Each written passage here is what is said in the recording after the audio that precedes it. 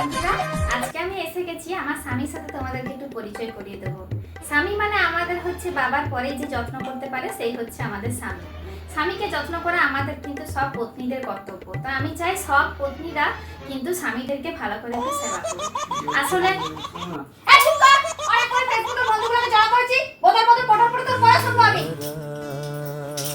তো বন্ধুরা বলছিলাম যে যেটা তোমাদেরকে আমি বলছিলাম, ভালো করে হাসো। যেটা আমি বলছিলাম বন্ধুরা, একটু হাসো, ক্যামেরাটা ওদিকে আছে, হাসো একটু হাসো।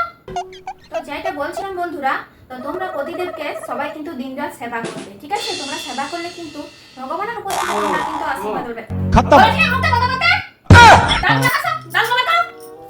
বন্ধুরা, তো যেটা আমি বলছিলাম, তোমরা কিন্তু পতিদেরকে খুব ভালোভাবে সেবা করবে, যেরকম তোমরা বাবার দিকে করতে, তাহলে কিন্তু তোমরা একবারে ভগবানের আশীর্বাদ পাবে। আর স্বামীদেরকে তো একদমই খাটাবে নাই, যত কাজ আছে তুমি সব একাই করে নেওয়ার চেষ্টা করবে, কারণ স্বামীরা প্রচুর খেটে আসে বাইরে অফিস থেকে। তো তাদেরকে কখনোই কিন্তু আমাদের উচিত নয় যে সবসময় খাটানো। ওইদিকে না, ওইদিকে। বুঝতে পেরেছো বন্ধুরা কি বলতে চাইছি আমি?